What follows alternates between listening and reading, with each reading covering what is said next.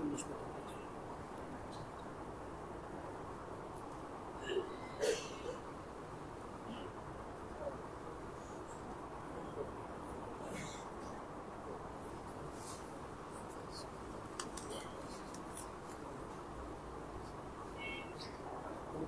পর্যন্ত 50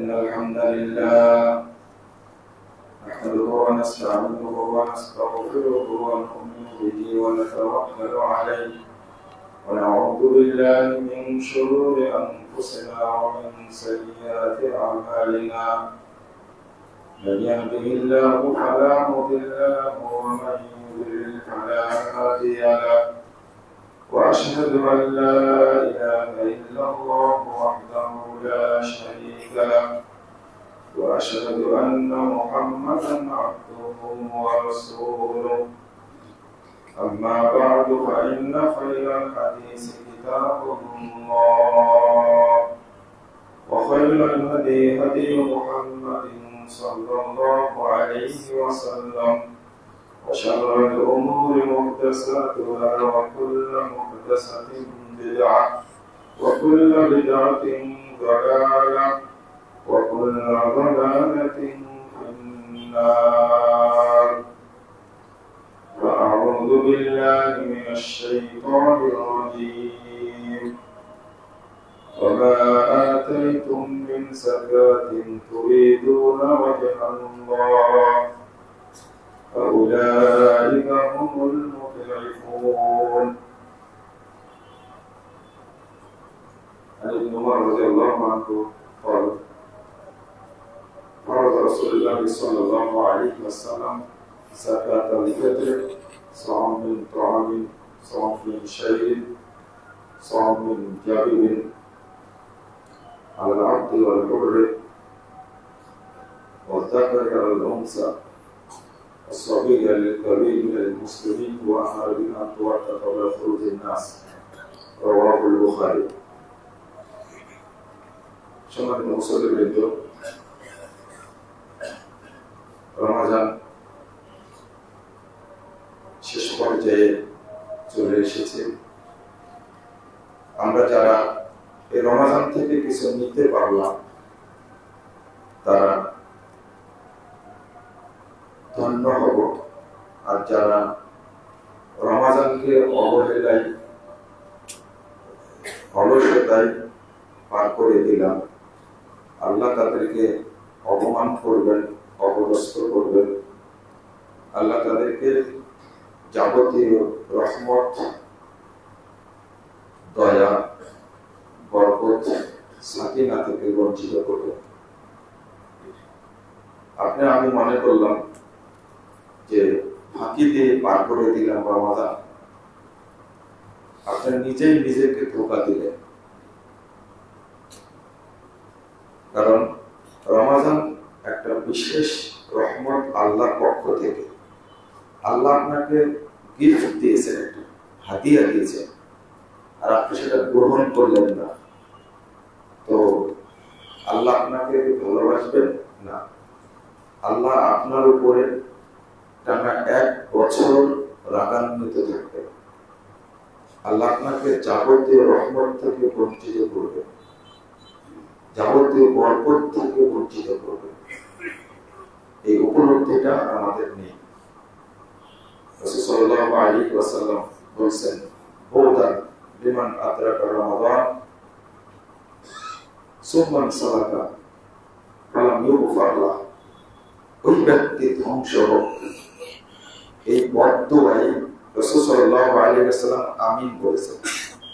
মুস্তাদরাকে হাকিমের হাদিস ৭২৫৬ নম্বর হাদিস। যে ব্যক্তি রমাজান পেল অথচ নিজের পাপগুলোকে ক্ষমা নিতে পারল না, ওই ব্যক্তি ধ্বংস হোক, ওই ব্যক্তি লাঞ্ছিত হোক, ওই ব্যক্তি অপমানিত হোক, ওই ব্যক্তি আল্লাহর রহমত থেকে মাহরুম হোক। খুব কঠিন কথা। আরেকটা হাদিস এসেছে 3545 নম্বর হাদিস, তিরমিজি বলতে এসেছে, রহিমা আনফু রাজুলিন, ওই ব্যক্তির নাক ছেঁচড়ে যায়। নাউযুবিল্লাহ। মান দাখালা আলাইহি রমাদান সুম্মা সালাকা ফালাম ইউগফার লাহু, রমাদান পেল অথচ পাপ সমূহ ক্ষমা করে দিতে পারল না, ওই ব্যক্তি অপমানিত হোক, লাঞ্ছিত হোক। আল্লাহ লাঞ্ছিত করেই ছাড়বে, এতে কোনো সন্দেহ নেই। অবশ্যই হাদিসটা আপনি বোঝার চেষ্টা করেন। আপনার নিজেকে ফাঁকি দিচ্ছেন, কোরআন তেলাওয়াত করেননি, তারাবি পড়েননি, সাদাকা করেননি, নফল সালাত করেননি, ওয়াক্তের সালাতগুলো জামাতের সাথে পড়বেন, এই ব্যস্ততার কারণে সেটা পারেননি। অথচ সাহাবায়ে কেরাম, তাবেঈনে যান, সালাফরা 6 মাস প্রস্তুতি নিতেন আর দোয়া করতেন, আল্লাহ তুমি আগামী রমাজানকে আমার জন্য নসিব করো।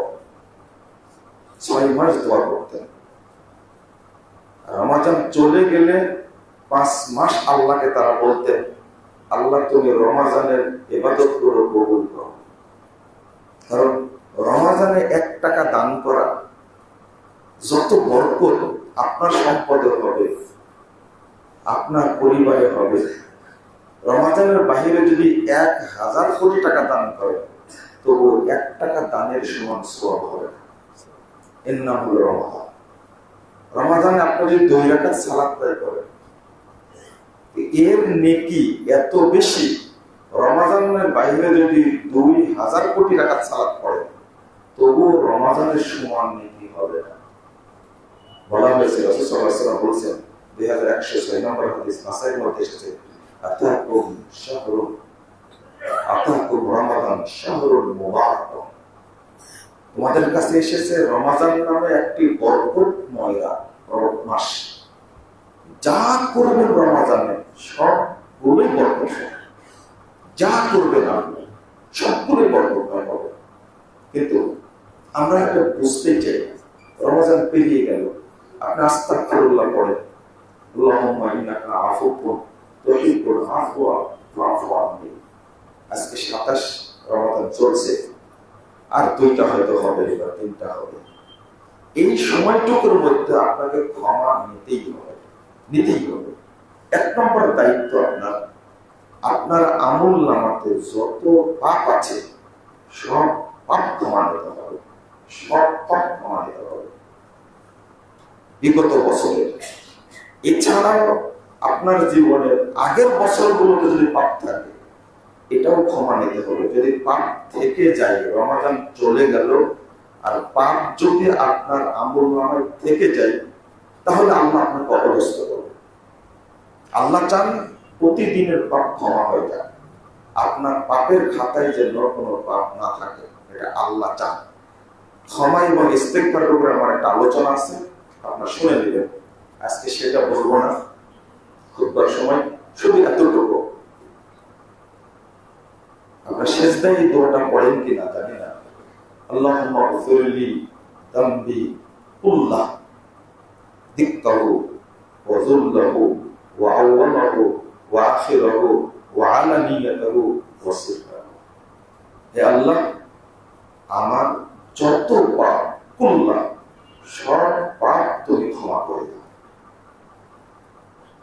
এই কথাটার উদ্দেশ্য দেখো। তারপরে বলুন দিক্কাহু বড় পাপ, যুল্লাহু ছোট পাপ, আখিরাহু শেষের পাপ, আওয়ালাহু প্রথম দিকের পাপ, ওয়া আখিরাহু শেষ দিকের পাপ, ওয়া আলানিয়াতাহু ওয়া সিররাহু প্রকাশ্যে করা পাপ, গোপনে করা পাপ, আমার সব পাপ তুমি ক্ষমা করে দাও। পড়েন, আমার সাথে পড়েন, আল্লাহুম্মা গফিরলি যামবি কুল্লাহু দিক্কাহু ওয়া যুল্লাহু ওয়া আওয়ালাহু ওয়া আখিরাহু ওয়া আলানিয়াতাহু ওয়া সিররা। এই দোয়া আপনাকে বারবার করতে হবে। এরপরেও রমাদানের স্পেশাল দোয়া, আল্লাহুম্মা ইন্নাকা আফুউন তুহিব্বুল আফওয়া ফা'ফু আন্নী। এত সুন্দর দোয়া হতে পারে না। আল্লাহুম্মা ইন্নাকা আফুউন, হে আল্লাহ আপনি ক্ষমাশীল, তুহিব্বুল আফওয়া, ক্ষমা করাটাকে আপনি পছন্দ করেন, ফা'ফু আন্নী, অতএব আপনি আমাকে ক্ষমা করে দিন। এমন ভাবে বলবেন যেন আল্লাহ আপনার আমলনামায় সব ক্ষমা করে দেন।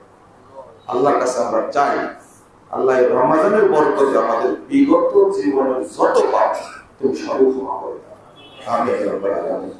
এটা বোঝা, এটা উপলব্ধি করা খুব জরুরি। দেখেন, এই জন্য প্রথম কথা বলা হয়েছে মান সামা রমাদানা ঈমানান ওয়া ইহতিসাবান গুফিরা লাহু মা তাকাদ্দামা মিন যামবি। যে রমাদানের সিয়াম রাখবে, পূর্বের যত পাপ সবই ক্ষমা করে দেওয়া। অনেকে আছে সিয়াম রাখতে পারে না, তারা তারাবি পড়বে, চিররোগী মৃত্যু হবে। আল্লাহ রাসূল বলেছেন ওমান ক্বামা রমাদানা ঈমানান ওয়া ইহতিসাবান গুফিরা লাহু মা তাকাদ্দামা মিন যামবি। যে রমাদানে রাত্রি সালাত আদায় করলো, আল্লাহ ওই ব্যক্তির পূর্বের সব পাপ ক্ষমা করে দেবে। অনেকে তারাবিও পড়তে পারে না, অসুস্থ, একটা রাত যদি যাবে, একটা রাত, এই যে কদর রাত্রি 4টা চলে গেছে, সামনে আর একটা আছে, আপনি অবহেলা করেছেন, আপনি কিছুই পাবেন না আল্লাহর পক্ষ থেকে। কেন আসে? রাসূল সাল্লাল্লাহু আলাইহি ওয়াসাল্লাম বলেছেন মান হুরিমা খায়রাহা ফাকাদ হুরিম। একবার পরিষ্কার কথা, যে ব্যক্তি কদরের রাত্রির কল্যাণ থেকে বঞ্চিত হবে, আল্লাহ তাকে যাবতীয় কল্যাণ থেকে বঞ্চিত করবে। আপনি আগামী 1 বছর আল্লাহর কোন রহমত পাবেন না। আপনি বলবেন যে আমি তো কত রাত চাই না, কিন্তু আমার ব্যবসা ঠিকই আছে, আমার টাকা পয়সা ঠিকই আছে। আপনার চেয়ে টাকা পয়সা কাফেরদের বেশি আছে, খ্রিস্টানদের বেশি আছে, ইহুদিদের বেশি আছে। আপনি বুঝতেই ভুল করেছেন। আপনি বুঝবেন কখন? যখন কবরে যাবেন, তার আগে বুঝতে পারবেন। টাকা পয়সা অনেক আছে, আপনার পরিবারের শান্তি নেই, পরিবারের শান্তি নেই, আপনার ভিতরেও শান্তি নেই, কিডনিতে আক্রান্ত আপনি, আপনি হার্টের রোগী, কোলেস্টেরল এত বেশি চলতে পারে না, স্টক করেছেন 5 বার, হার্ট অ্যাটাক করেছেন 2 বার। আপনার পরিবারের সমস্যা, সন্তানরা সব সন্ত্রাসী হয়েছে, কেউ মদখোর হয়েছে, কেউ গাঁজাখোর হয়েছে। তারপরে কিসের শান্তি? টাকার উপরে শুয়ে থাকলে শান্তি পাওয়া যায় না। এটাই বুঝেন, আল্লাহ আপনাকে রহমত থেকে বঞ্চিত করেছেন বলে আপনার কোটি কোটি টাকা আছে, এর ভিতরে শান্তি নাই। আপনি বুঝলেন আমার তো কিছুই না, রোজা করি না, আমি কিছুই করি না, আপনার এই বুঝটাই ফাঁসেকি বুঝ, বোকামি না। আল্লাহ রাসূল সাল্লাল্লাহু আলাইহি ওয়াসাল্লাম বলেছেন মান হুরিমা খায়রাহা ফাকাদ হুরিম। যে ব্যক্তি কদরের রাত্রি কল্যাণ থেকে বঞ্চিত হবে, আল্লাহ তাকে যাবতীয় কল্যাণ থেকে বঞ্চিত করবে। আপনি কি বুঝলেন? কদর রাত্রি যাচ্ছে আর আপনি চিত হয়ে ঘুমাচ্ছেন, কি মজার ব্যাপার। আপনি মার্কেট করে বেড়াচ্ছেন, তাই না? মানে কোনো গুরুত্ব নেই, অথচ এই রাত্রির নাম রাখছেন আল্লাহ 7টা। এক রাতের নাম 7টা। লাইলাতুল তানজিল, কুরআন নাজিলের রাত। লাইলাতুল মুবারাকা, বরকতময় রাত। লাইলাতুল খায়র, কল্যাণের রাত। লাইলাতুল সালাম, প্রশান্তি, নিরাপত্তা নাজিলের রাত। লাইলাতুল গুফরান, ক্ষমার রাত। লাইলাতুল ফাসল ওয়াত তাকদীর। এই রাত্রিতে 1 বছরের সমস্ত কিছু বন্টন করা হয়। লাইলাতুল তানাজ্জুলিল মালায়েকা বির রাহমা ওয়াল মাগফিরা ওয়াল বারাকা ওয়াস সাকিনা। এই রাত্রিতে জিবরিল আমিনের নেতৃত্বে হাজার হাজার কোটি ফেরেশতা নাযিল হয়, রহমত নিয়ে, বরকত নিয়ে, ক্ষমা নিয়ে, সাকিনা নিয়ে নাযিল হয়। আর আপনি চিন্তা করে ঘুমাচ্ছেন, আল্লাহ আপনাকে বঞ্চিত করবেন না।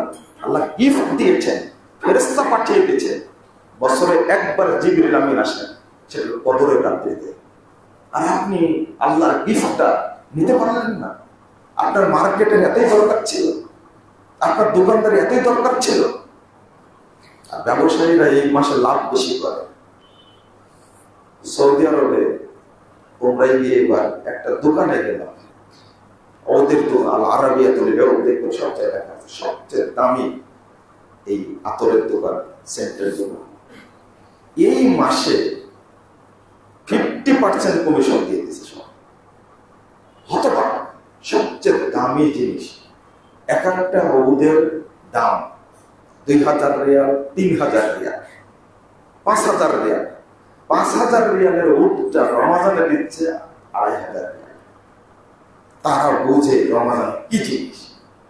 আর আমাদের দেশের ব্যবসায়ীরা পুরোটাই ডাকাতি করে, সারা বছর চুরি করে, আর এই মাসে সে ডাকাতি করে। এই জন্য মুহাম্মদ রাসূলুল্লাহ সাল্লাল্লাহু আলাইহি ওয়াসাল্লাম বলেছেন, রুব্বা সাইমিন লাইসা মিন সিয়ামি ইল্লা জুম। বহু সিয়াম পালন করে কিন্তু শুধু খোদাই যে ভোগ করে কোনো নেকি হয় না। রুব্বা সাইমিন লাইসা মিন কিয়ামি ইল্লা সাহার। বহু মানুষ তারাবি পড়ে, রাত্রি সালাত আদায় করে, কিন্তু শুধু রাতি জাগে। এই তারাবির কোনো মূল্য নেই। আপনি কাস্টমারের গলা কাটছেন আর তারাবির সালাতে এসে মনোযোগ দিয়ে তারাবি পড়ছেন, এটা একটা ধোঁকা না? এটা একটা প্রতারণা না আল্লাহর সঙ্গে? আপনি সারাদিন হারাম খাচ্ছেন আর ওই হারাম খেয়ে আপনি সিয়াম রাখছেন, এটা আল্লাহর সাথে কি প্রতারণা না? রাসূল সাল্লাল্লাহু আলাইহি ওয়াসাল্লাম বলেছেন, আল খুদা ফিন নার। যারা প্রতারক তারা জাহান্নামে। এক ছোট্ট বাক্য, একবার দুইটা শব্দ, আল খুদা ফিন নার, প্রতারক জাহান্নামে, ধোঁকাবাজ জাহান্নামে। স্পষ্ট। আমরা যেভাবে মানুষকে ধোঁকা দিই, আল্লাহকে ধোঁকা দিই, মোটেই ভয় আমাদের মধ্যে নাই। লা হাওলা ওয়ালা কুওয়াতা ইল্লা বিল্লাহ। আল্লাহ যেন আমাদের বোঝার তৌফিক দান করেন। আমিন। অনেকেই সিয়াম রাখেনি, ফাঁকিবাজি করেছেন, তাই না? অপেক্ষায় থাকেন। 1568 নম্বর হাদিস মুস্তাদরাক হাকিমের মধ্যে এসেছে। আমি ছোট করে বলি, রাসূল সাল্লাল্লাহু আলাইহি ওয়াসাল্লামকে একদিন দুজন ফেরেশতা নিয়ে গেলেন জবরদল বিশাল পাহাড়ের মুখে। উঠলাম, দেখছি আহাজারি শব্দ, আহাজারি করছে। আমি জিজ্ঞেস করলাম কিসের শব্দ? তো জাহান্নামে যারা পড়ছে তারা চিৎকার করছে, সে শব্দ আপনি শুনতে পাচ্ছেন। রাসূলুল্লাহ সাল্লাল্লাহু আলাইহি ওয়াসাল্লাম অতঃপর তারা আমাকে এমন একটা অঞ্চলে নিয়ে আসলো, এমন একটা এলাকায় নিয়ে আসলো, আমি দেখলাম মুশাক্কাকাতুন আশতাকুহুম তাসিলু আশতাকুম দামা। ওই লোকগুলোকে উপরে পা, নিচে মাথা, আর দেখছি তাদের গাল, তাদের ঠোঁট, ঘাড় কেটে দেওয়া হচ্ছে, কেটে দেওয়া হচ্ছে। আর স্রোতের মতো তাদের যে শিলা হচ্ছে, স্রোতের মতো রক্ত পড়ছে। আমি জিজ্ঞেস করলাম, মান হাউলাই, এরা কারা? বিশাল একটা অঞ্চল, সবাইকে উপরে পা রাখা হয়েছে আর নিচে রক্ত পড়ছে, তাদের গাল, জিহ্বা, ঠোঁট কেটে দেওয়া হচ্ছে। তখন তারা বলছে,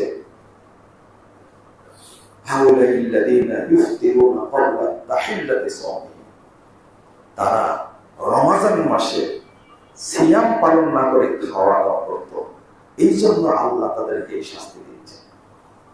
তারা চিৎকার করছে। যারা এই ফরজ সিয়ামকে গুরুত্ব দিলেন না, এইভাবে কাটিয়ে দিলেন, তাদের কি হবে? আল্লাহ যেন আমাদের বোঝার তৌফিক দেন।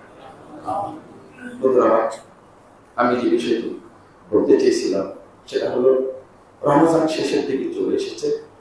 আপনারা যাকাত দিয়েছেন, এখন ফিতরা দিবেন, যাকাত বন্টন করবেন, গরিব মানুষকে সহযোগিতা করবেন।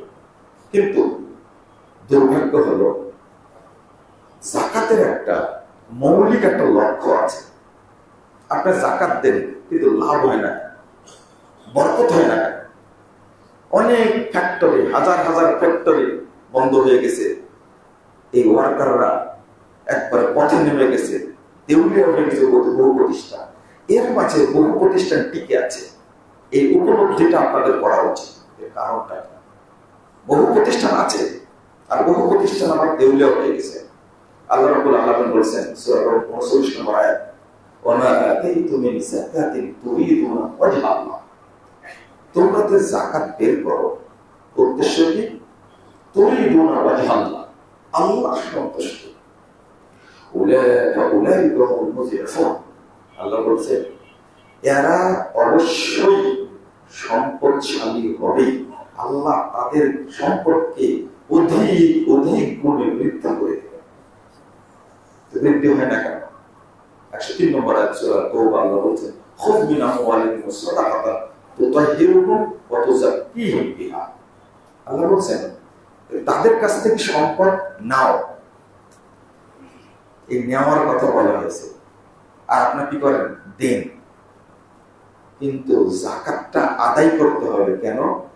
যাকাত ঠিক মতো মানুষ দিতে চায় না। এই জন্য আল্লাহ বলেছেন খুয মিন আমওয়ালিহিম, তাদের সম্পদ থেকে যাকাত নেন। আপনি নেন, হিসাব দেখেন। আচ্ছা, যাকাতের ব্যবস্থা চালু থাকলে একজন ব্যক্তির কাছে গিয়ে বলবে আপনার সম্পদ কি পরিমাণ, আপনার ট্যাক্সে কি আছে।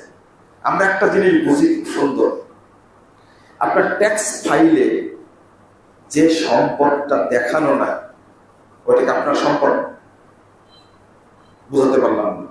যারা ট্যাক্স দেন, যেটা ফাইলে নাই, দেখাননি আপনি সরকারকে, ওটাকে আপনার সম্পদ। সরকারি আইন কি বলে? আপনার সম্পদ না। তো যে সম্পদের আপনি যাকাত দেননি, আল্লাহর কাছে আপনি শো করেননি, ওটা অবৈধ সম্পদ। ওইটা বুঝেন, যেটা বুঝেন না কেন? বুঝে নিল না কথাটি। আপনি যাকাত দেননি যে মালে, এই সম্পদ কিন্তু আপনার না, এটা অবৈধ, এটা হারাম। এটা আল্লাহকে দেখাতে হবে আমি এই সম্পদের যাকাত দিলাম। যখন দিয়েছেন তখনই কি এটা আপনার সম্পদ। আর যদি না দেন যাকাত, এটা আপনার সম্পদ না, এটা অবৈধ, এটা হারাম সম্পদ। এটা ফরজে বদল, এটা ফরজে বদল। আপনি সরকারিটা বুঝেন কেন? সরকার যে তাড়াতাড়ি প্রয়োগ করে নিতে পারে, বলে কি এটা ব্ল্যাক মানি, তাই না? এটা বলে না কেন বলে? আপনি ট্যাক্সটা বুঝেন, আল্লাহ ট্যাক্সটা বুঝেন না কেন? এই সুদখোররা, ঘুষখোররা আপনার কাছ থেকে ট্যাক্স নেয়। একটা চুক্তি করে আপনার যদি 1 কোটি টাকা ট্যাক্স আছে, সেটা আপনি 20 লাখ টাকা দিয়ে পুরো কভার করতে পারবেন। এই চোরদের কাছ থেকে আপনি খোলাসা করে দিতে পারেন, কিন্তু আল্লাহকে কি ফাঁকি দিতে পারবেন আপনি? এই জন্যই সম্পদের বরকত। আল্লাহ বলছেন আপনি তাদেরকে পবিত্র করতে পারবেন, আর তাদের সম্পদকে আপনি বাড়িয়ে দিতে পারবেন। তুযাক্কিহিম বিহা মানে বাড়িয়ে দেওয়া। অর্থাৎ যাকাত দিলে সম্পদ বাড়ে, কিন্তু আপনার আমার বাড়ে না কেন? আমার যাকাত আমি বের করি, কিন্তু সঠিক হিসাবটা কোনোদিনই করি না। আর যাকাত না দেওয়ার জন্য কত যে কৌশল বের করেছে। ইসলামী অর্থনীতিকে ধ্বংস করার জন্য সিরিয়াল কাটটা কৌশল আছে। এত কৌশল অবলম্বন করলে আল্লাহ কি অর্থে বরকত দান করবেন? 1779 নম্বর হাদিস তাবরানী আওসাতের মধ্যে এসেছে, মান আদ্দা যাকাতা মালি ফাকাদ যাহাবা আনহু শাররু। যে ব্যক্তি তার সম্পদের যাকাত বের করে দিল, ওই ব্যক্তি সম্পদের ক্ষতিগুলো বের করে দিল। সুবহানাল্লাহ। ওই সম্পদ আর ক্ষতিগ্রস্ত হবে না। আরেকটা হাদিস এসেছে তিরমিজির মধ্যে, ইয়া মাশারাত তুজার, হে ব্যবসায়ীরা, ইন্নাশ শাইতানা ওয়াল ইসমা ইয়াহদুরাল বাই'a ফাশুরু বাই'আকুম বিসসালাহ। হে ব্যবসায়ীরা, শিল্পপতিরা, তোমরা মনে রেখো তোমাদের সম্পদে শয়তান লুকিয়ে থাকে এবং ক্ষতি লুকিয়ে থাকে। তোমাদের সম্পদকে রক্ষা করার জন্য তোমরা যাকাত বের করে দাও। রাসূল সাল্লাল্লাহু আলাইহি ওয়াসাল্লাম বলেছেন, তা আপনার যাকাত বের হলো 5 লাখ টাকা, সেখান থেকে আপনি যাকাত দিলেন 1 লাখ টাকা। তাও কি করলেন? 1 লাখ টাকার শাড়ি কিনলেন, 1 লাখ টাকার কিছু লুঙ্গি কিনলেন, কিছু কি কিনলেন? কি কিনলেন? শাড়ি, লুঙ্গি, চাউল কিনলেন। লা হাওলা ওয়ালা কুওয়াতা ইল্লা বিল্লাহ। যাকাত টাকা দিয়ে আদায় করতে হবে। যদি আপনি অন্য কিনেন, এর দ্বারা যাকাত আদায় হবে হবে না। বাংলাদেশে এটাই তো চলছে, তাই না? কিন্তু বাংলাদেশের মানুষ আমরা কত ধোঁকাবাজ দেখেন। 10 লাখ টাকা জাকাত বের করছি, শাড়ি কিনছি, চাউল কিনছি, লুঙ্গি কিনছি, মশারি কিনে দিয়ে দিচ্ছি। কিন্তু ওই পরিবারে 5 জন সদস্য, 5 জন সদস্যের ফেতরা হবে 3 × 5 = 15 কেজি। 15 কেজির ফেতরা যদি হয় তাহলে 100 টাকা করে ধরলে কয়শো টাকা? 1500 টাকা। এই 1500 টাকা ফেতরা টাকা দেওয়ার জন্য ইমামের সাথে দ্বন্দ্ব করছে, আলেমদেরকে গালি দিচ্ছে, জাহেল বলছে, এরা দাজ্জাল। যেমন আমাকে বলে এরা হলো দাজ্জালের অনুসারী, আমি নাকি দাজ্জাল, কারণ বলেছি খাদ্য বস্তু তারা ফেতরা দিতে হবে। এরা কোন ধরনের চরিত্রের মানুষ আপনারা মনে বুঝলেন না কথাটা, তাই না? আবার বলবো, বুঝতে পারছেন? যাকাত দিতে হবে কি দিয়ে? টাকা দিয়ে। সেখানে টাকা দিচ্ছে না, ওই যাকাতের অংশ বেশি। আচ্ছা 10 লাখ টাকা বেশি না 1500 টাকা বেশি? 10 লাখ টাকা বেশি, 1500 টাকা বেশি। তো 10 লাখ টাকার কাপড় কিনলেন কেন, চাউল কিনলেন কেন? চলবে না, আপনার যাকাত আদায় হবে না। অথচ 1500 টাকা, এই টাকাটা আমি চাউল দিতে পারছি না। আমি ইমামকে খবরদারি করছি, শুকরান দেন। কে বলেছে চাউল দিই? চাউল নেওয়ার লোক আছে এত? চাউল নেওয়ার লোক নাই, আপনি 10 লাখ টাকা চাউল কিনলেন কেন, শাড়ি কিনলেন কেন, কাকে দিন আপনি? আচ্ছা এই প্রতারণাটাকে আল্লাহ বুঝেন না? এই ধোঁকাবাজিকে আল্লাহ বুঝেন না? যাকাত টাকা ছাড়া হবে না, ফিতরা খাদ্য ছাড়া আদায় হবে। এটা পরিষ্কার। এখানে যত বার্গেনিং করবেন আপনি তত শয়তানি যুক্তি আসে, আর আপনার যত যুক্তি আছে সব যুক্তির জবাব আমি ইনশাআল্লাহ একা দেব। আপনার কত যুক্তি আছে? আপনি অনেক যুক্তি দেখাইছেন না যে হারামে 20 টাকা চালু আছে তাই আমরা 20 টাকা করি, 6 বছর চালু তো চালু নাই, এখনো করেন কেন? বুঝেননি মনে হচ্ছে? আহলুল হাদিসদের ফতোয়া কখনো চেঞ্জ হয় না, মক্কার আমল চেঞ্জ হয়। মনে রাখবেন, দলিল যেখানে আছে দলিলের সাথে ইটের কোনো সম্পর্ক নাই, গালির কোনো সম্পর্ক নাই, মামলার কোনো সম্পর্ক নাই, হামলার কোনো সম্পর্ক নাই। আপনি বুঝতেই ভুল করেছেন। 20 টাকার তারাবিকে আহলুল হাদিসরা কোনদিন জায়েজ বলেছে? বলেছে কোনদিন? চালু ছিল বছরের পর বছর, শত শত বছর চালু ছিল, জায়েজ বলেন। আল্লাহ কোনোভাবে এটা কি করেছে? করোনায় করুণা হয়ে গেছে। এখন কয় রাকাত পড়ছে? 10 দিন 13 রাকাত পড়ছে। আপনি চালু রাখছেন কেন? আপনিও তো একটা ধোঁকাবাজির মধ্যে আছেন আপনি। এই কাবা চত্বরে 650 বছর 4 মুসাল্লা ছিল, 4 বার সালাত আদায় করতো, হানাফি, শাফি, মালিকি, হাম্বলি। এটা কি জানেন আপনারা? কয়শো বছর ছিল? 650 বছর। 103 বছর আগেও চালু ছিল। 103 বছর আগেও মক্কায় 4 মুসাল্লা চালু ছিল। সেখানে মুহাম্মদ সাল্লাল্লাহু আলাইহি ওয়াসাল্লামের মুসাল্লা ছিল না। 1343 হিজরিতে এই সৌদি আরবের প্রতিষ্ঠাতা মালিক সৌদ তিনি 4 মুসাল্লাকে ভেঙে গুড়িয়ে দিয়ে 1 মুসাল্লায় সালাত আদায় করার ব্যবস্থা করেছেন। আলহামদুলিল্লাহ। ওই 4 মুসাল্লায় 600 বছর সালাত চলছিল। এটাকে আহলে হাদিসরা জায়েজ বলেছে? সালাফিরা জায়েজ বলেছে? এটা তোয়াক্কা করি না। আহলে হাদিসরা কোরআন এবং সুন্নাহর বাইরে ফতোয়া দিতে চাই না। এই যে 3 মিনিট বাড়ায়া ইফতার করতে, 5 মিনিট, কত মসজিদে হামলা করেছে এই বেদাতি মোল্লারা,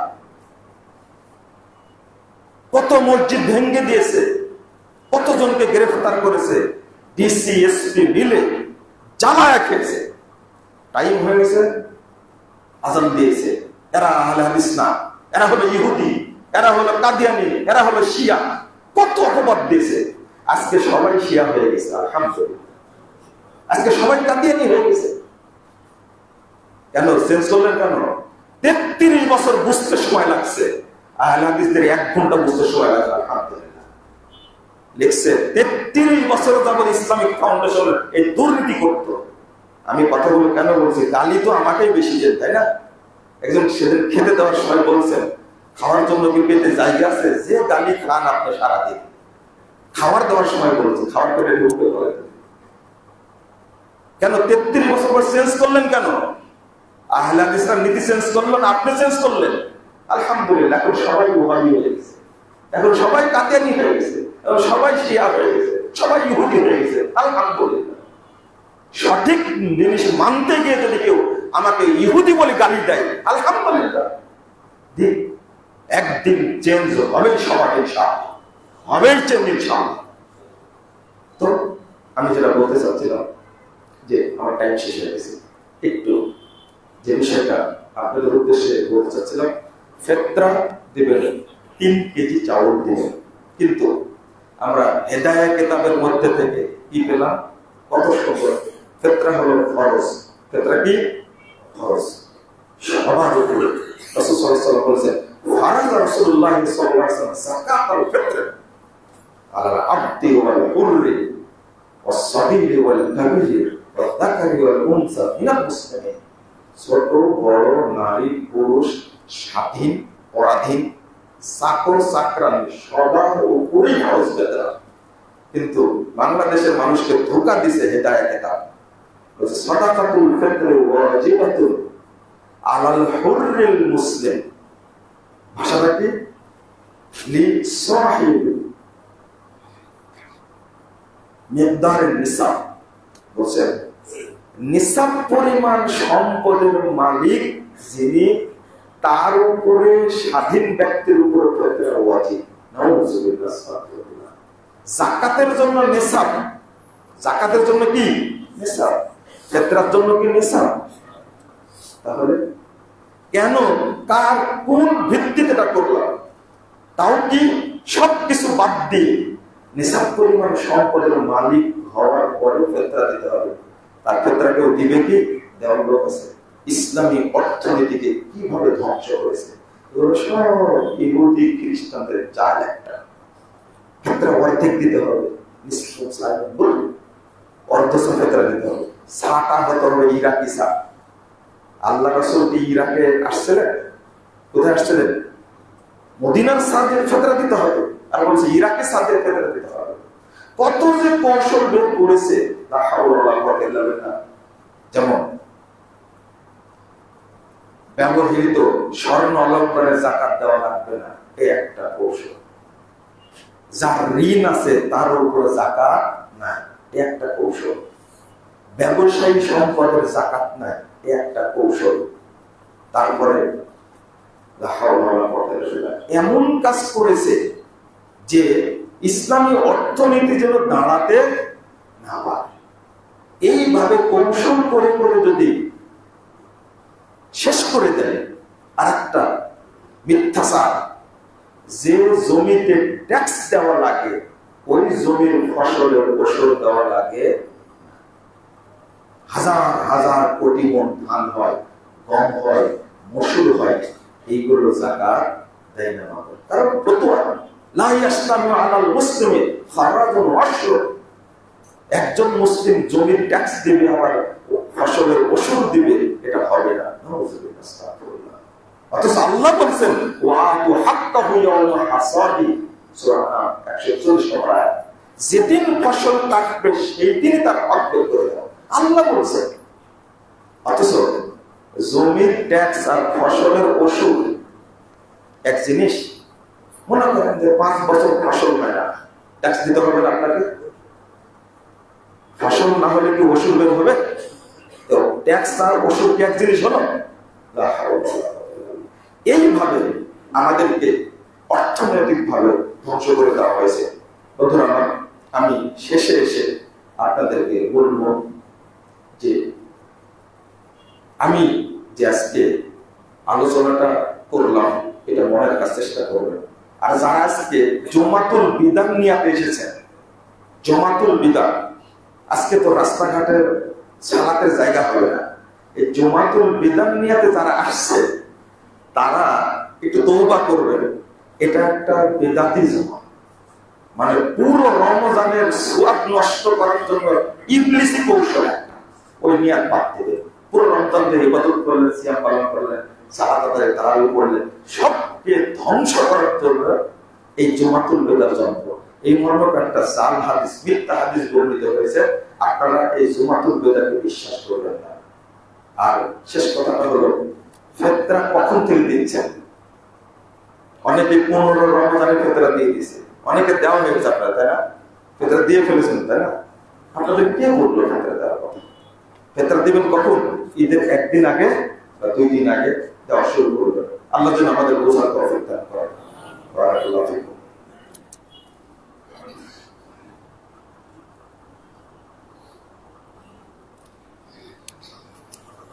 আলহামদুলিল্লাহ ওয়াহদা ওয়াসসালাতু ওয়াসসালামু আলা মান লা নাবিয়্যা বা'দা।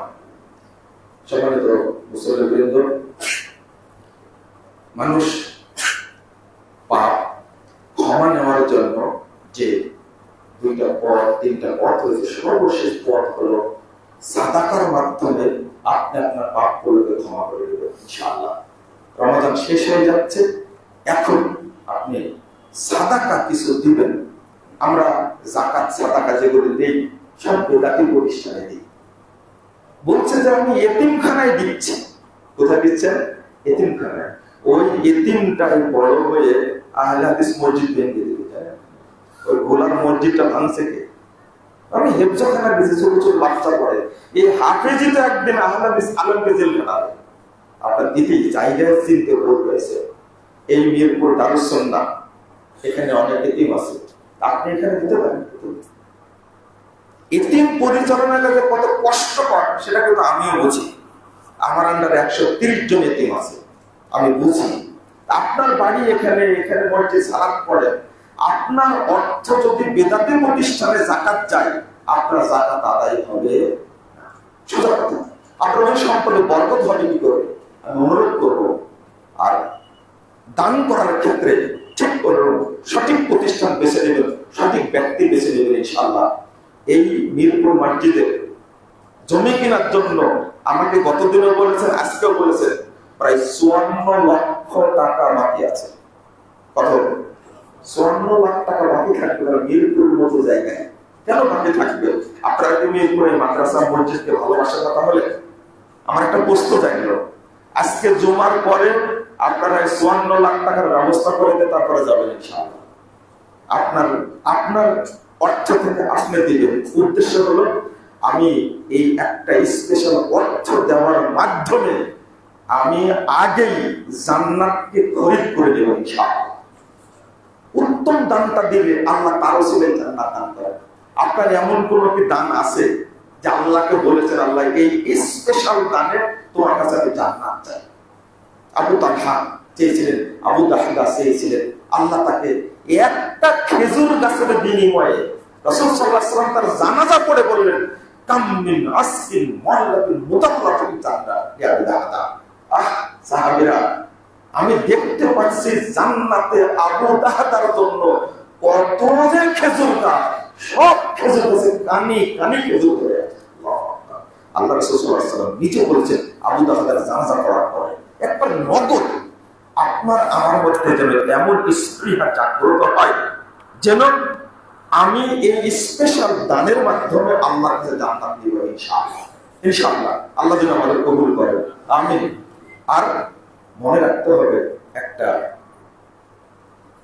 একটা বিষয় মনে রাখতে হবে যে আপনার মৃত্যুর পরে আপনার ছেলেরা জান্নাতে যাওয়ার জন্য দিবে এর নিশ্চয়তা নেই। তিনটা শব্দ ব্যবহার হয়েছে।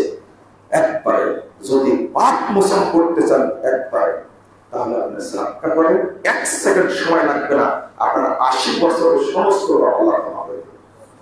আল্লাহ যেন আমাদের কবুল করে দেন, আমিন। আল্লাহ যেন এই রমজানের বরকতে জান্নাতুল ফেরদাউসের মেহমান হিসেবে কবুল করে দেন, আমিন। বন্ধুরা, আমার সময় একটু বেশি নিয়েছে, আমাকে মাফ করে দিবেন। আমি শেষে দোয়া করছি ফিলিস্তিনি ভাইদের জন্য, যারা আজকে রোগাক্রান্ত, যারা আজকে বোমার আঘাতে ক্ষত বিক্ষত, এই আহাজারি আল্লাহ যেন রমজানের বরকতে তাদের উপরে নিরাপত্তা এবং শান্তি নাযিল করেন, আমিন। আল্লাহ যেন ইহুদিদেরকে ধ্বংস করে দেন, আমিন। আল্লাহ আমাদের দোয়া শুনেন।